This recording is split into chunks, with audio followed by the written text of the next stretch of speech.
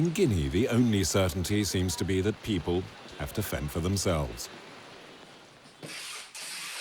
This order is ready.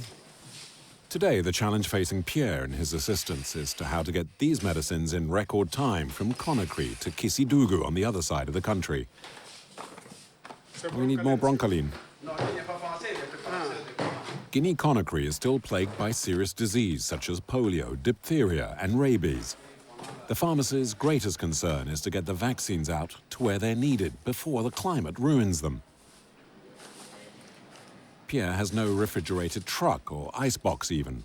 He sends his vaccines in a simple box wrapped in a bag of ice. We pray God that this arrives in good condition and that the medicine arrives safely and quickly.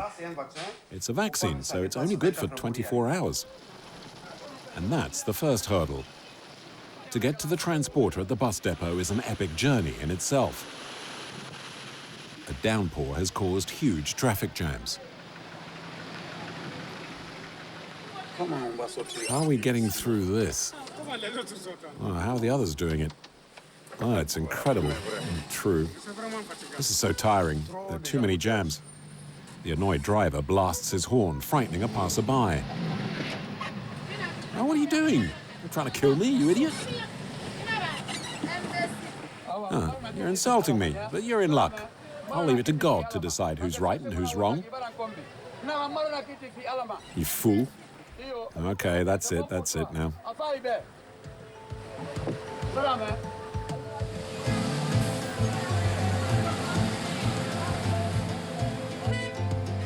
Conakry, the capital, is at a standstill. Petty salesmen and beggars try to make the most of the vehicles that are stuck.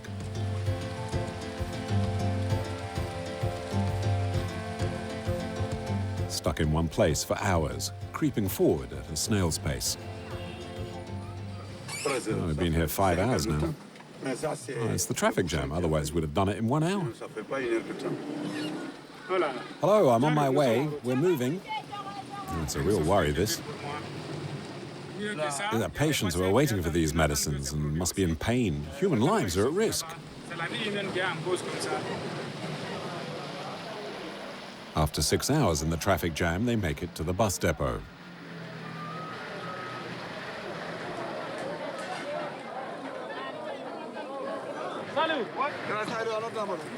The medicines are handed over to Abbas, who owns a bush taxi. The pharmacist makes his point. Listen, what Saloui is wrapping over there, it's a vaccine. If the trip takes longer than 24 hours, it'll melt, so you must get there before that. The fragile vaccine is placed under the front seat.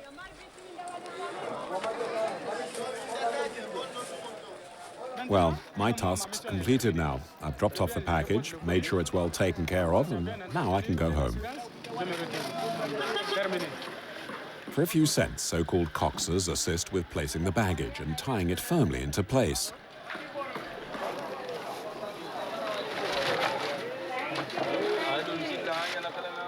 He's a coxer.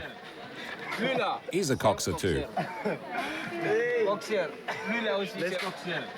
Coxers are out-of-work drivers. Since there's no work, we have to make do. It's only little work, but it helps them get by. How much do you make them? Ooh, about 5 or 10 euros a day. It's the same pay as a teacher.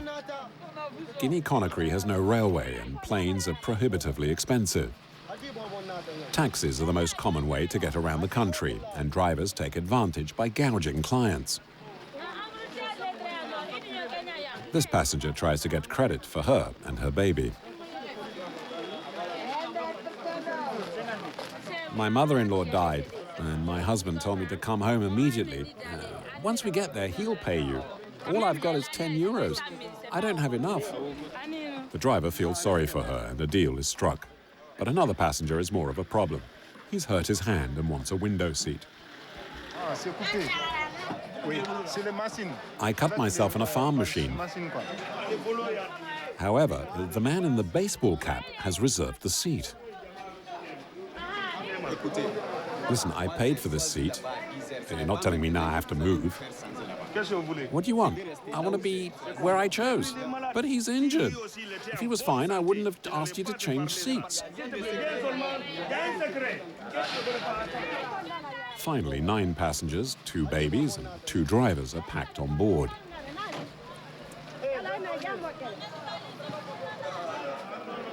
Abbas is proud of his car.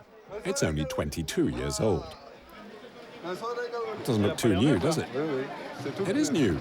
I just bought it. It's got only 450,000 kilometers on the clock. 3 hours later, the passengers and the vaccine finally start the journey. With the time lost in the traffic jam, the ice in which the vaccine has been packed has been melting now for 8 hours. If the driver doesn't make Kissidougou in 16 hours, the vaccines might as well be thrown away.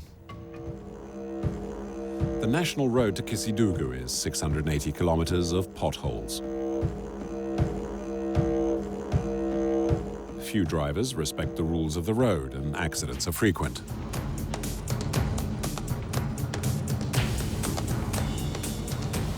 A quarter of the country is covered in forest. The ineffectual government has played no part in building or maintaining the road, which is now done by the locals.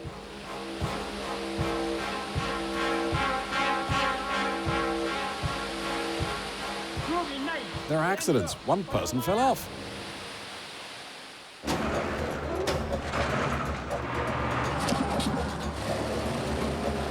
The terrible roads tire the already nervous drivers. I'm at the end of my tether. The delays paralyze the nation's economy. It can take 2 hours to reach the top of a hill. And yet, Guinea-Conakry is a rich country. It's rich in gold and diamonds, but the inhabitants see none of the benefits. Kissidougou Hospital has but 1 ambulance. We have to save this woman. We have to save her life. Poverty is everywhere, and families are forced to send their kids out to work. I can't do it. Do it like this.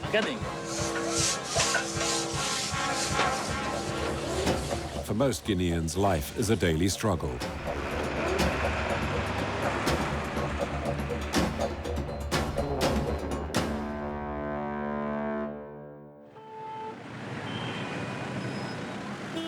The bush taxi driver's patience is tested to the limit, even before leaving the capital.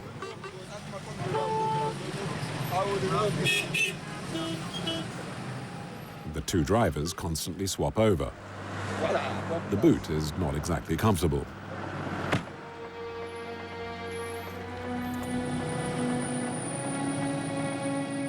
They've wasted 2 hours stuck in traffic. The deadline for the vaccine means the drivers keep going through the night. Since they set off, there's been a strong smell of petrol in the passenger compartment. Still, none of them seem particularly concerned. In fact, some of the passengers seem reassured.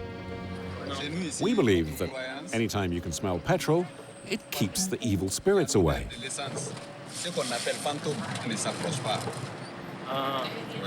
The petrol fumes might keep the supernatural at bay, but they can't stop the living. Highway robbers are a constant danger. 1 week ago, one of the gangs stopped some vehicles on this road and attacked it with weapons.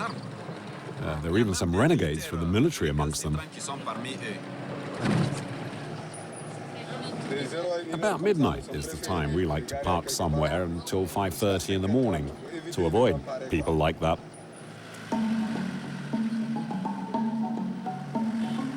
The stop is a welcome relief to the cramped passengers. Their bodies ache and their stomachs are empty. I'm okay, but I'm hungry.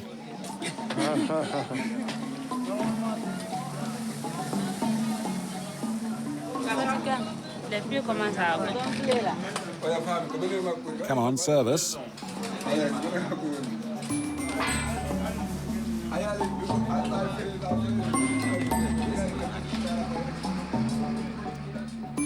As a precaution, they wait until daylight before setting off again.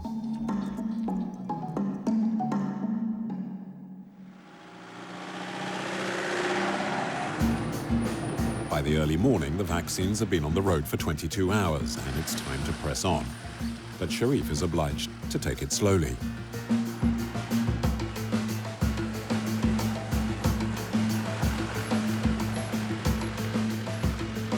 Even if we know that we're transporting urgent medicines that have to be rushed, we can't because the road's so bad. We'd have an accident. Such calls to order come all along the route.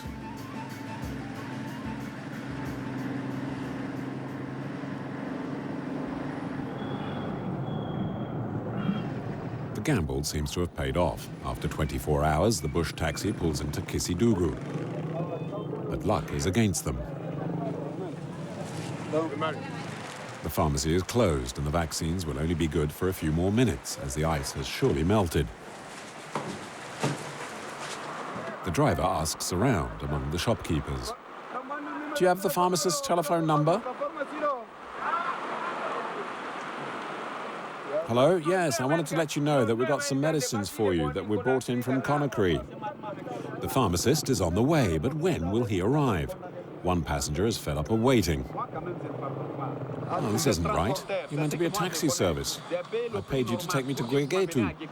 Now, in the name of God, get us out of here. We're even more in a rush than you are. The pharmacist arrives 1 hour later. The vaccines are put into a fridge. Relief all round, as they're just about still in good condition. Okay.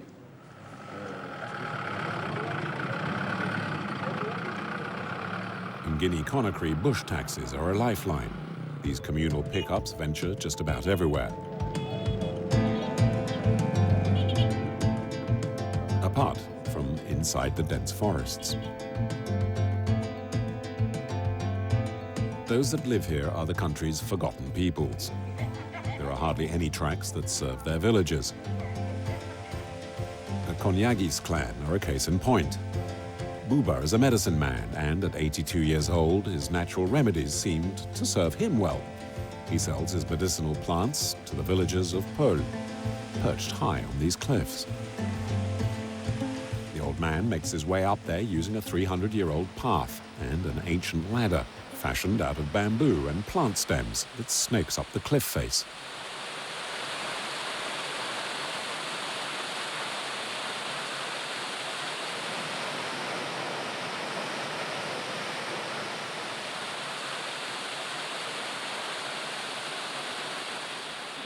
Ever since God created the world, it's been the only way up to the village. We have to drag our baggage up.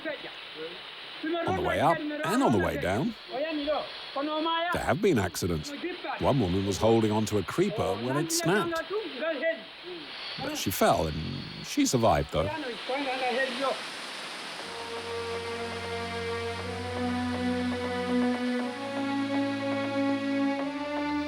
Buba's village honors its dead by giving them the best views.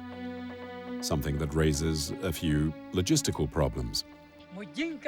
Our cemetery is up there. If someone dies down in the plains, we have to carry their body up the cliff. We use a basket made from the creepers to hoist the body for burial at the top. Most villages and even towns in Guinea-Conakry are lacking the most basic services. Kissidougou and its 200,000 inhabitants have power only a few hours every week. The main hospital has an emergency unit, but it's reserved for pregnant women. Okay, let's go. Mariam, a nurse, dashes off towards the only ambulance she has. It was donated by UNICEF 13 years ago.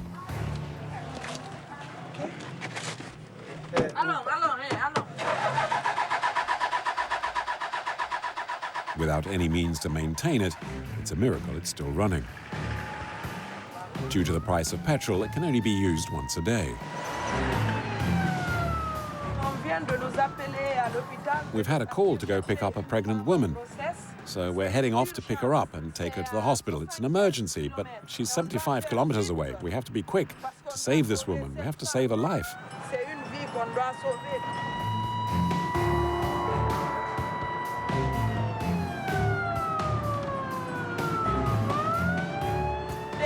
Sometimes we risk our own lives in taking these roads.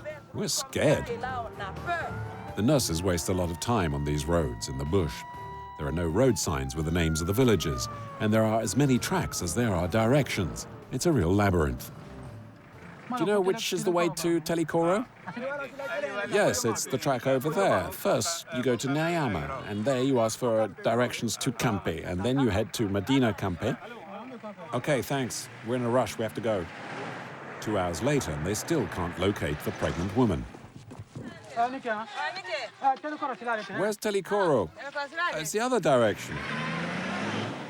To make things worse, the old ambulance breaks down. Usman, come on, hurry up. It's the battery. It keeps moving around. What are you looking for? A rope. Do you have some rope? Just a short piece will work. Here's one. Thanks a lot. Come on, Usman. I'm just tying it up. As she waits for the makeshift repairs, Mariam bumps into the pregnant woman's father-in-law. Worried he'd set out on foot for help. She's been sick since Wednesday. Wednesday, Thursday, Friday. Today's Saturday. 4 days of agony. Mother and baby are both in danger. Why didn't you call Wednesday? It's been 4 days now. The woman's in her village in great pain. She'll lose her baby, and she must be worn out by now. I can't stand seeing a woman suffer.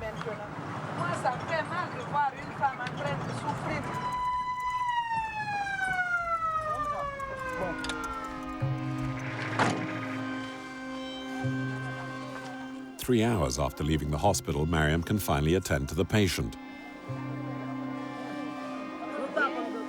The baby is poorly positioned, and the 18-year-old girl is in urgent need of a cesarean.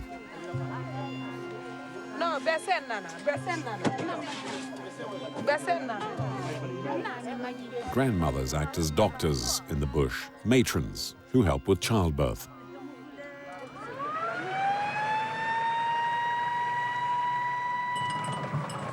In the village, all the old ladies gathered round and gave her natural medicines, saying that this would allow her to give birth. But she can't from down there. It has to be a cesarean. They don't know that they're wrong. Her husband tries to comfort her as best he can. There's no stretcher and she lies on some tarpaulin. We need to change her position to make it less painful. We have to lift her. She wants to turn over. Sit her up against yourself. You'll be all right. When we get there, they'll operate, and everything will be fine. Whatever the dangers are, we need to get to the hospital quickly so she can be operated.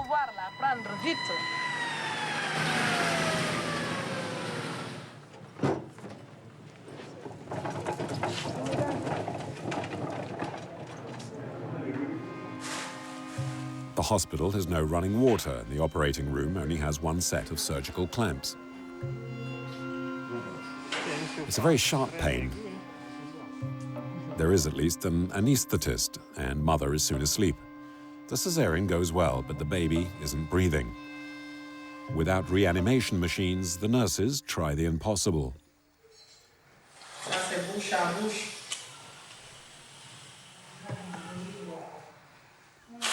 There's no beat. There's no heartbeat.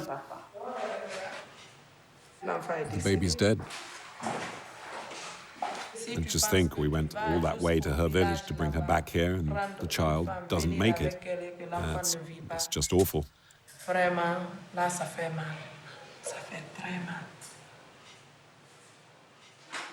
least let's now try to save the mother. 4 days of contractions have paralyzed her legs. The hospital has no suitable medicines. In Guinea-Conakry, it's up to the patients to purchase them. Go and buy the medicines for your wife. The pharmacy is over there.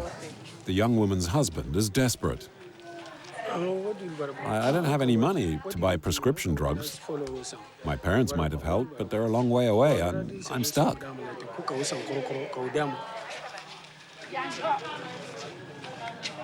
Without social security, many families here are unable to provide for their loved ones. The hospital pharmacy sells medicines for 10 times less than the private sector, but it still proves too expensive. Hello. How much are the medicines?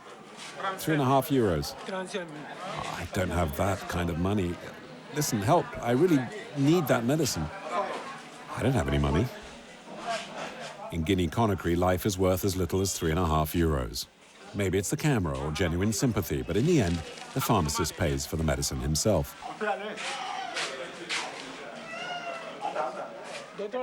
There's enough to treat his wife for a week. Any longer, and it'll be up to the husband to come up with more money. According to UNICEF, over 15,000 babies and almost 4,000 women die in childbirth each year in Guinea-Conakry.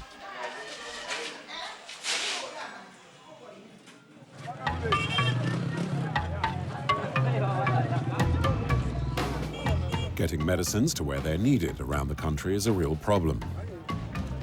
Store it properly so it won't break. Don't worry, no problem. Hey, Lei, move the cans and put the medicines there.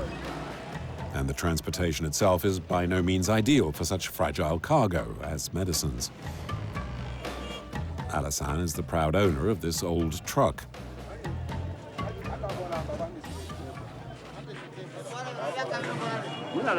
The tire's punctured. You have to change it.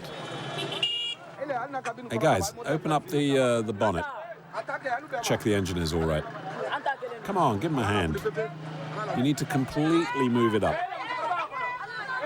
Hey, there's an old lady in the cabin.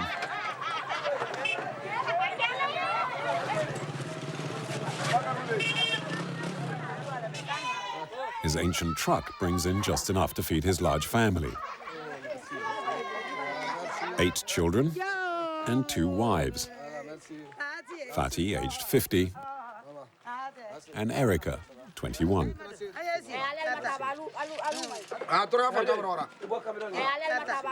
Come on, time to eat, everyone.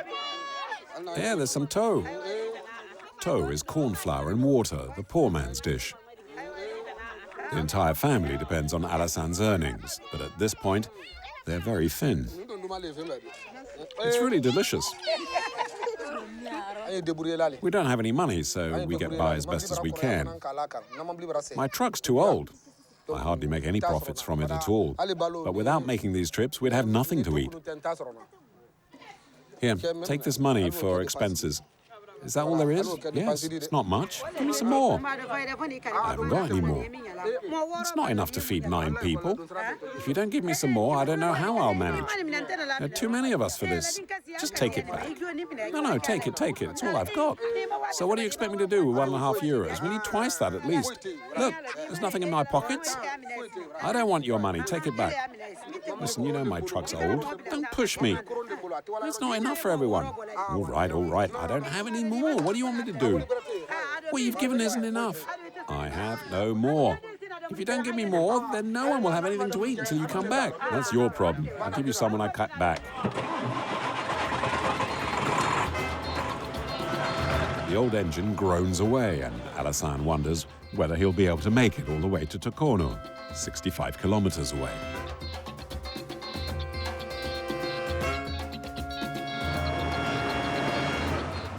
The journey costs less than a bush taxi, but passengers are taking a greater risk. Falling off is common, as the ancient truck's carcass is shaken every which way. It's 65 kilometers to Tokono. That'll take us about 6 hours. 6 hours to cover 65 kilometers because the road is so bad. There are holes everywhere and a lot of accidents. For each delay, the passengers and clients want compensation.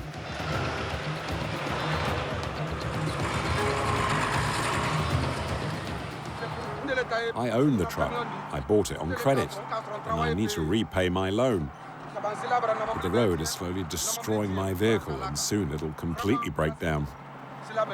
I'm at the end of my tether. The road is hardly, if ever, repaired.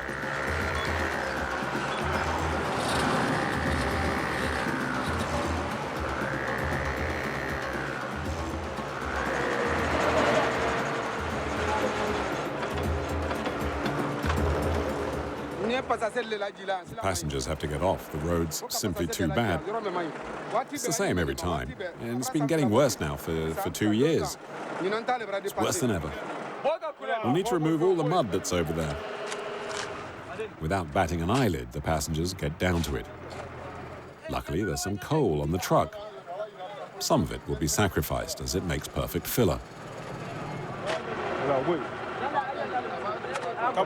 This road's no good. But we need to make a living. It needs to be repaired so we can survive.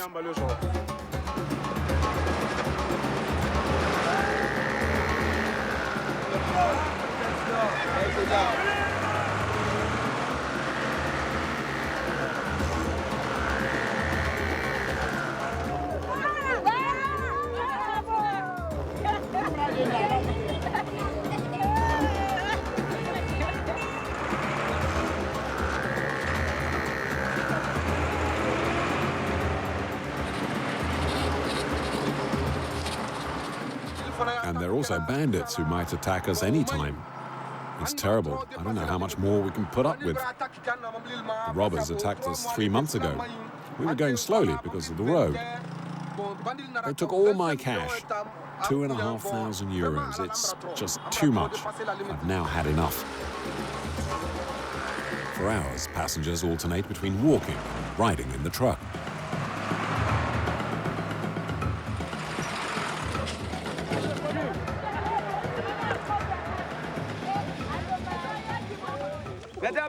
We're suffering. We need help. Because of the state of the road, the price of goods has gone up. What used to cost 10 euros, we now have to pay 3 or 4 times that much. That's a lot for poor people like us. Some make this journey twice a week.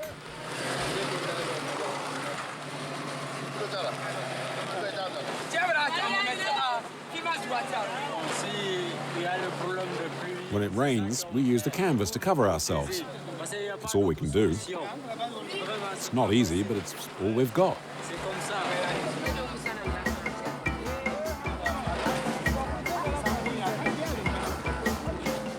The downpour lasts just 10 minutes. It's enough to keep them cold for the rest of the trip.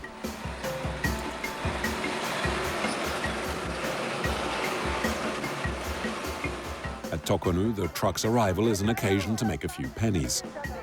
The little delivery boys flock around the truck.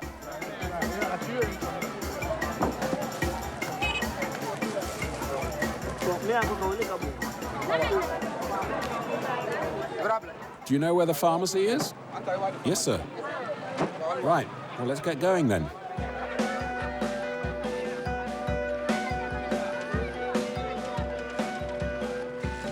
Keita makes 50 centimes for every errand.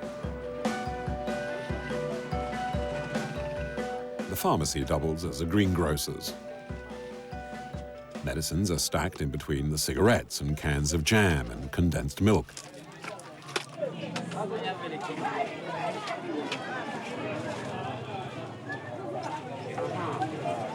The medicines are sold individually, regardless of the number of days of treatment. I want anti-malaria pills for my child. He's been sick for 2 days. It's very expensive. 1 dose costs 50 centimes, a fortune. Few Guineans are able to pay for a full course of treatment.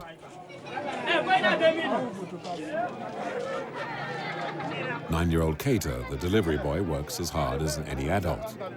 He chases clients all day long, non-stop.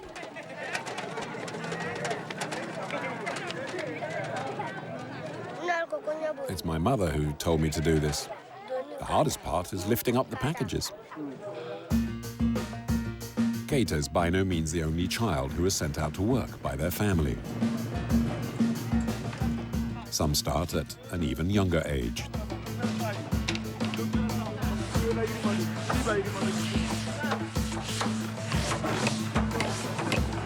108 small kids slave away in this woodwork shop. Or, according to the foreman, they goof off. He claims all attend school and they're here on internships to learn about the trade.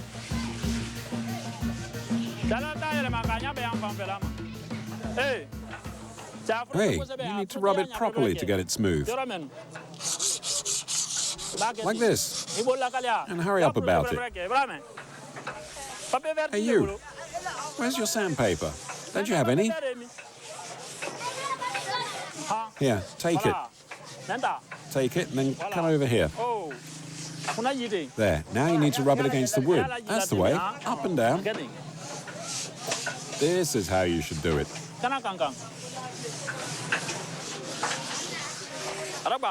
How old is that little kid? He's 5. All those bigger kids over there, they all started at this age.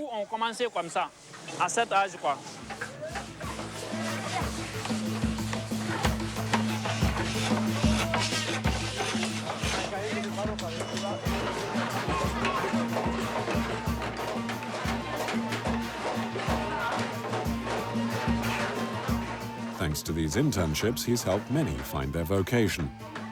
But the foreman then forgets he's still wearing a microphone. I told them all you kids were at school, and since they were the long holidays, they should come here to get some training so they have something to occupy themselves. So we shouldn't say anything that might upset them. What does he want to be when he grows up? You should say you want to be a carpenter. I want to be a carpenter. Do you like sanding? You should say you like it a lot. I like it a lot. His kids, aged between 5 and 16, all work 12 hours a day, and the physical cost is quite shocking.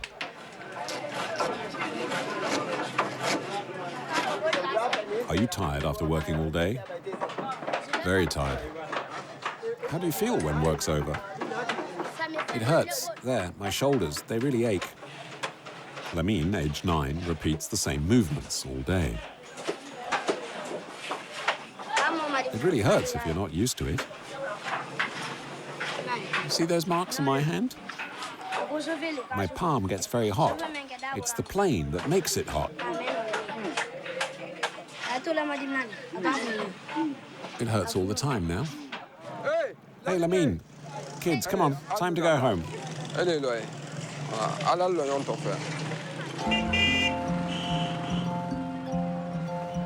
The small army of little workers lives in a dormitory 3 kilometers away. Their desperately poor families have rented them out in exchange for some money. Some kids haven't seen their parents in 6 years.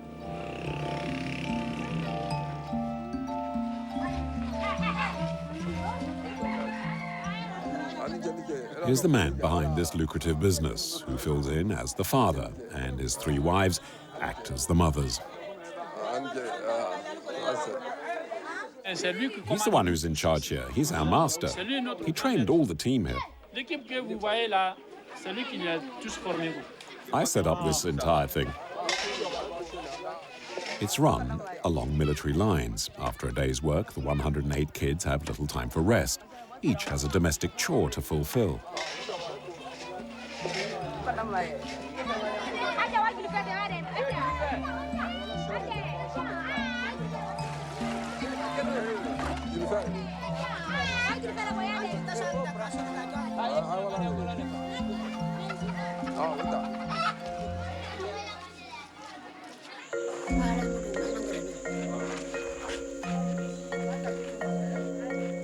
Not one of these kids will ever see a school book. But for the boss, that's not really important.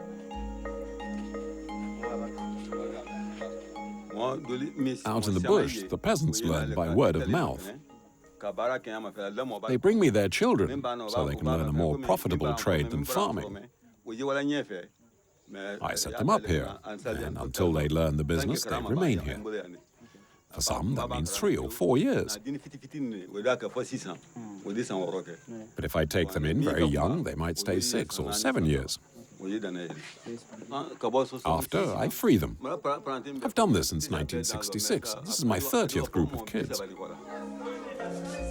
According to UNICEF, 25% of young Guineans work instead of attending school. And many schools are inaccessible anyway, due to the condition of the roads.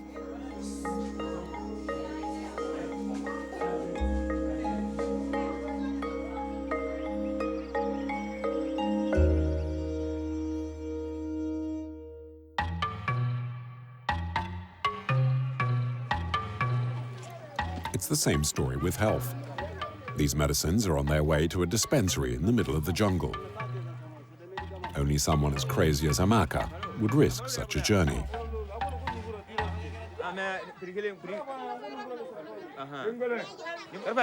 Come on, load up quickly, we're late. There's a lot of mud down there and a lot of holes.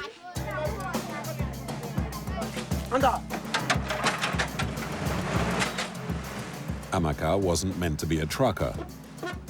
His father wanted him to be someone important, and his family made many sacrifices to pay for Amaka's education. He graduated as an accountant but never found work, so Amaka resigned himself to follow his father into becoming a driver.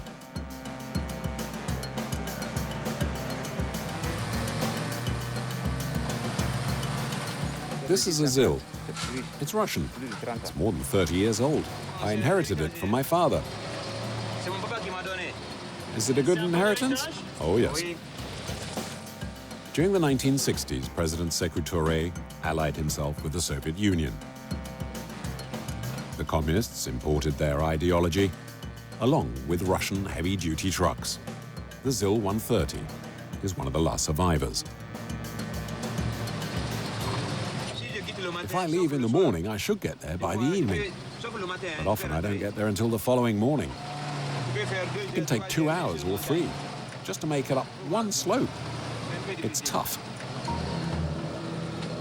The mule track is actually a regional road. It connects Kisidougou and Koniadu, 45 kilometers away.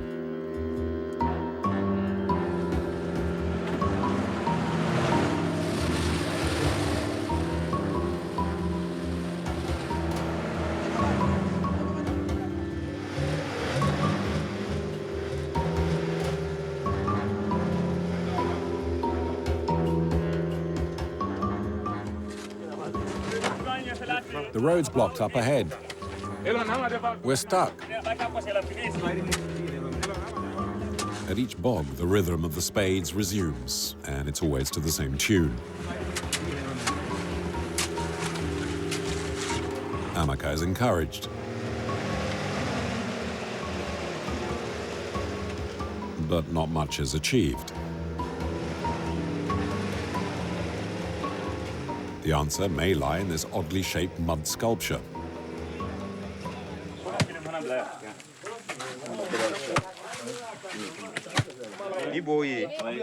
That's a termite's nest. It makes good traction for the tires. You put them in the mud, and that should do the trick.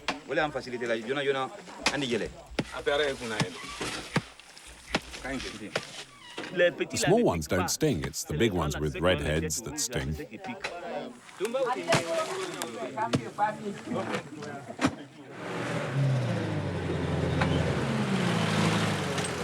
The insects are sacrificed in vain. Fascinated by the old truck, members of an Italian Catholic mission stop by to take some photographs.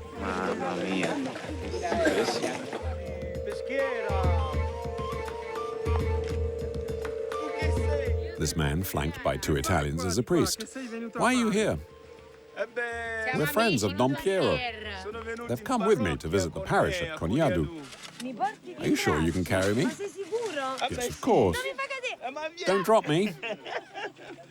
What should we do? Go on foot? What do you think? Yeah, come on, let's walk. So are you in trouble, or have you just met a new boyfriend? Oh, he's a priest. Yes, I am. But maybe she's found another fiancé. Is it the hand of God? As soon as the priest leaves in his 4-wheel drive, the truck emerges from the quagmire.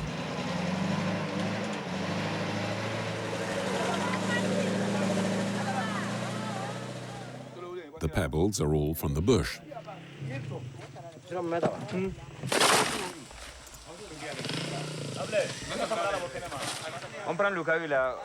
We'll bring them along and use them, well, when there are holes to fill. This time they had a few too many, and they dumped the excess.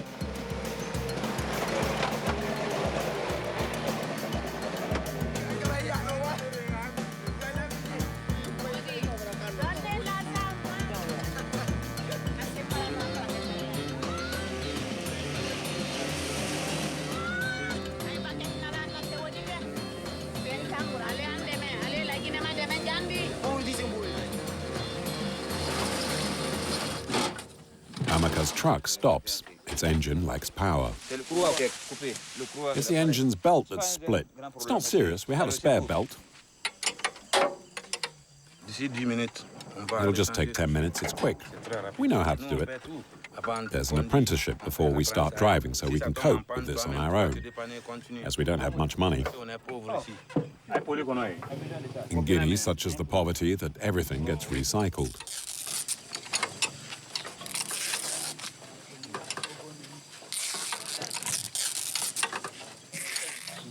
We can tie up the bags of rice with it, or we can use it to fix the tarpaulin onto the truck.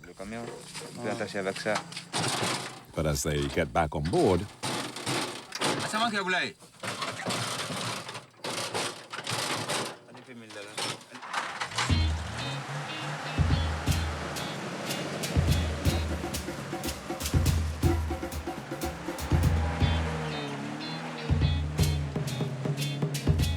by nightfall, they've been driving for 10 hours.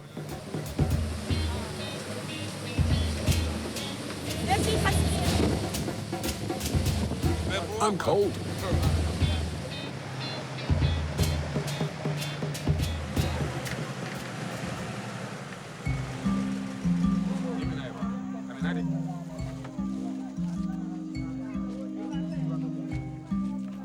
The nurse at the dispensary collects the packages of medicine. He's been expecting them for 3 months, and the boxes are quite small. He hopes there'll be enough to replenish his stock.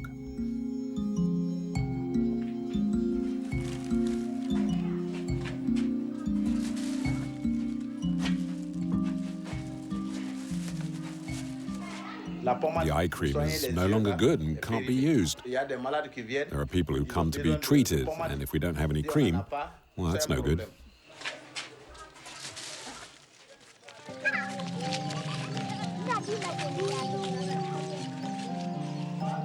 Among the medicine Benjamin has received are vaccines against measles, diphtheria, tetanus, and polio.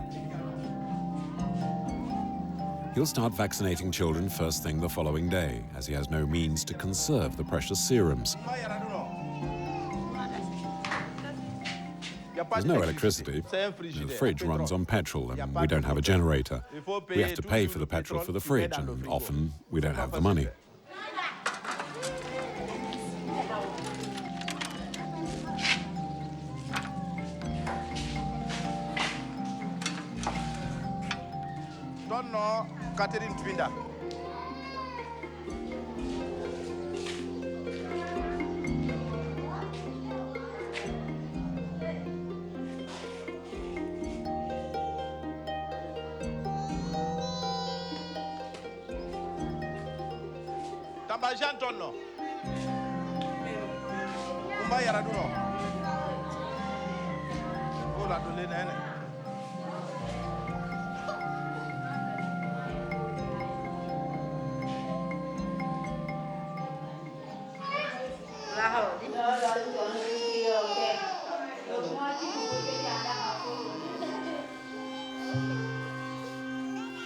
This 2-year-old baby is too weak to be vaccinated.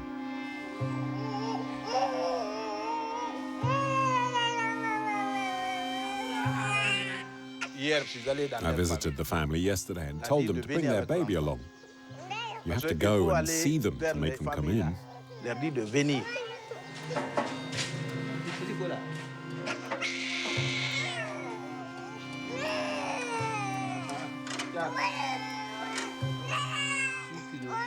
6 kilos 35. This child is 2 and only weighs 6.4 kilos. It's a serious case of malnutrition. My child has always been weak. He was born underweight. He's always had stomachache. So I took him for treatment at the hospital in Kissidougou, but it was too expensive. When you don't have the means, it's difficult to pay for prescriptions that cost 20 or 30 euros. And if you don't have enough to pay for it, no one will give you the money. She had to pay, and that's why she came back with the child. Given his current state, his father rejected him because he wasn't growing. So his mother has taken her child and gone back to live with her parents. I sometimes use part of my own salary to help out women like this. But we don't have the means either, so we can't help everybody. Maybe just 1 in 100. The rest we can't help. This is a dietary complement. It's rich in energy.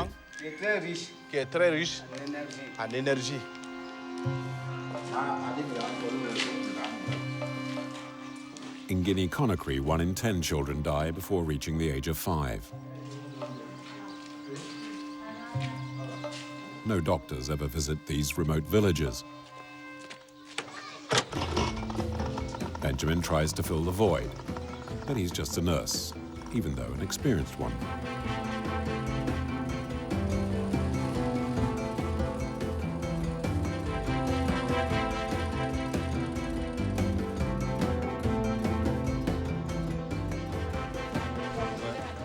Benjamin says this 50-year-old man has a burst aneurysm.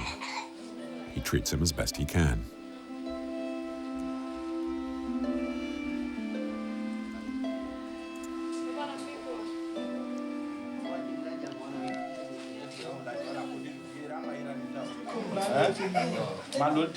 Give him this medicine twice a day, it'll help. What'll happen to this man? Well, he'll stay like that. He can't talk anymore. We did what we can for him. His family has what it needs to help him. I can't say he'll be cured, but it's a step in the right direction. Goodbye. Have a good day.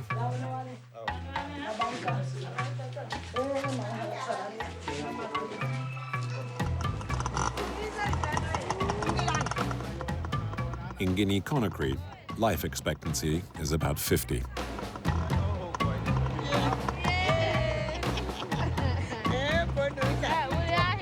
Everybody knows me here.